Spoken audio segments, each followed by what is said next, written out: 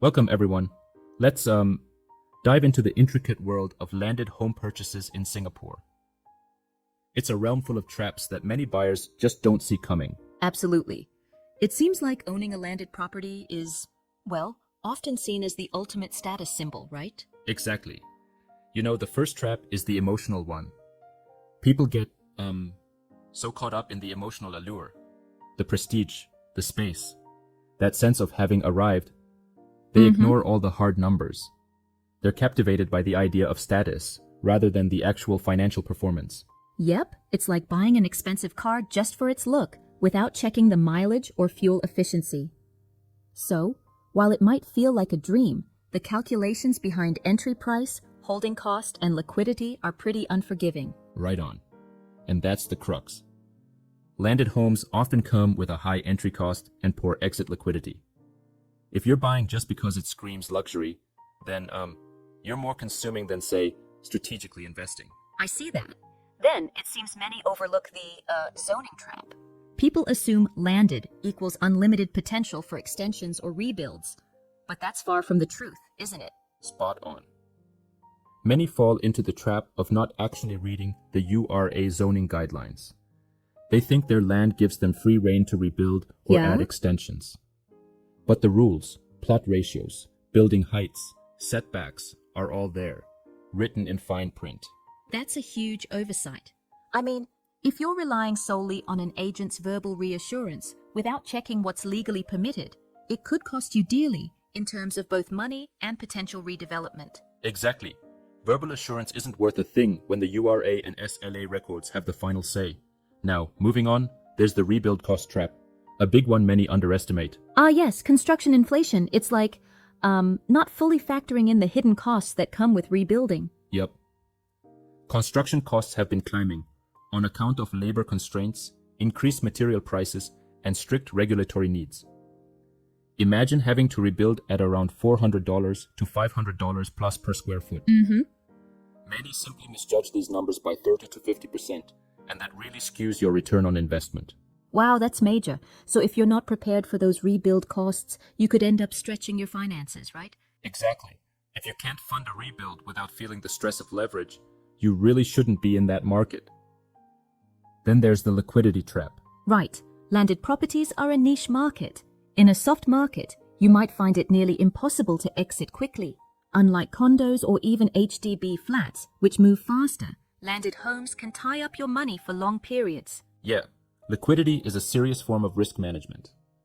If you ever need to be nimble with your finances, being locked into a landed property that barely moves can be a huge setback. I can imagine.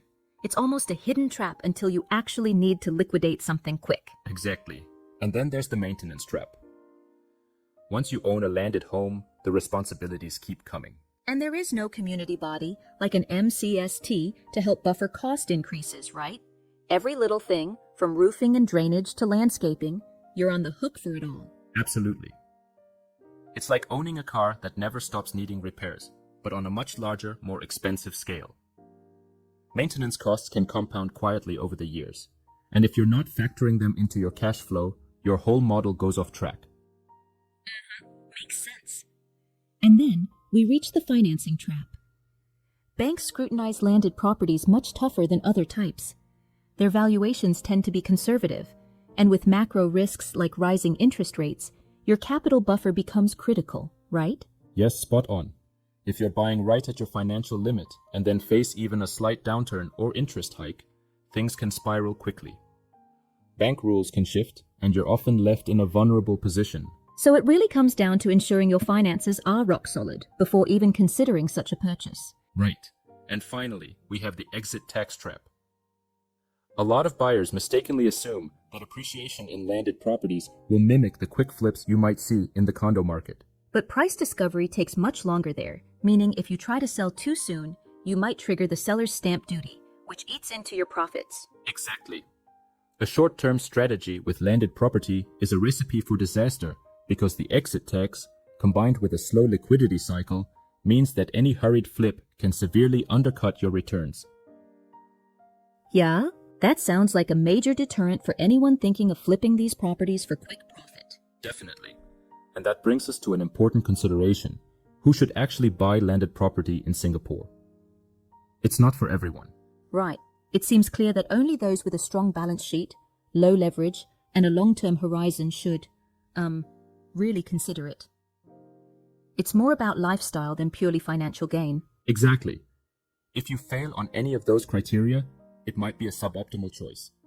It's a specialized asset class, and buyers really need to understand the zoning and rebuild limits thoroughly before proceeding. It really sounds like a checklist. You need a clear, numbers first, regulation first strategy to avoid making a costly mistake. Precisely. And let me respectfully challenge one common notion, that landed property automatically implies wealth accumulation. While it certainly carries prestige, it isn't a magic bullet for building wealth. That's a good point. The emotional allure and social signaling may boost your ego for a while, but the cold math and various traps can ruin your plans if you don't approach it logically. Exactly right. This final reality check is about staying vigilant. The most dangerous buyers are those who stop asking hard questions after they feel they've arrived. They tend to overlook the deeper structure of costs and risks involved. In other words, it's crucial to keep questioning all the aspects, the numbers, the regulations, the long-term implications, rather than just chasing the dream. Spot on. So, to wrap this up, if you're considering a landed purchase in Singapore, approach it with full realism. Understand the traps, the emotional, zoning, rebuild cost, liquidity, maintenance, financing, and exit tax traps, and ensure they align with your financial and lifestyle circumstances. It really boils down to a numbers first, regulation first evaluation. If anything seems off, it might be best to steer clear rather than getting caught up in the hype. Exactly. Stick to the logical framework. Landed property is a unique asset intended for those with a clear vision and the means to manage all these challenges. Otherwise, the dream can quickly turn into a financial nightmare. And there it is, a deep look into why prestige doesn't necessarily equal a good investment. It's about doing the homework and understanding all the underlying risks before jumping in. Absolutely. So stay sharp, ask all the right questions, and invest wisely. The allure is undeniable. But only when you see through the hype can you really determine if it's the right move for you. Well said. This discussion really highlights the importance of balancing emotion with solid data and, a clear-eyed view in property investment. Indeed. And remember, if you're eyeing a landing home in Singapore, go in with a deep understanding of the zoning rules, expected maintenance, rebuild costs, and all the financial implications. Only then can you say you're, making a thoughtful investment. Yeah? Thanks for breaking it down. This has been really enlightening. Definitely a conversation every potential buyer should have before stepping into this complex market. Absolutely.